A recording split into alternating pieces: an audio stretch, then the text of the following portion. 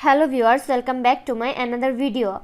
Many iPhone users are reporting that their iPhone freezes when entering passcode. In this video, I will show you how to fix this issue. Solution 1. Restart your iPhone.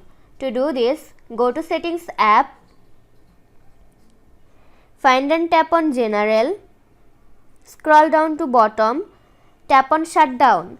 Turn off your device by dragging the slider to power off slide to right side. Wait for a few seconds and turn your device back on.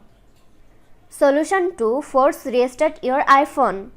If you have iPhone 8, 10, 11, 12, 13 and 14 series and AC second and third generation, do the following steps. Quickly press and release the volume up button. Next, quickly press and release the volume down button. Finally, press and hold the side or power button until you see the Apple logo. If you have iPhone 7 and 7 Plus, do the following steps. Press and hold the sleep or wake button and volume down button at the same time until you see the Apple logo. If you have iPhone 6s Plus or earlier models, do the following steps. Press and hold the home button and power button at the same time until you see the Apple logo. Solution 3. Update your iPhone via recovery mode.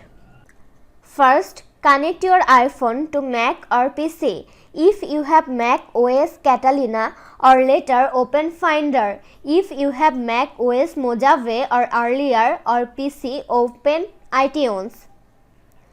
Select your iPhone on your computer. Force restart your iPhone to get into recovery mode. Hold the button until you see the recovery mode screen. Click Update in the pop-up window. Your computer will download the software without erasing your data. This was today's video. Hope you like and enjoy the video. Do like, comment, share and also subscribe to Apple Info YouTube channel. Thanks for watching this video.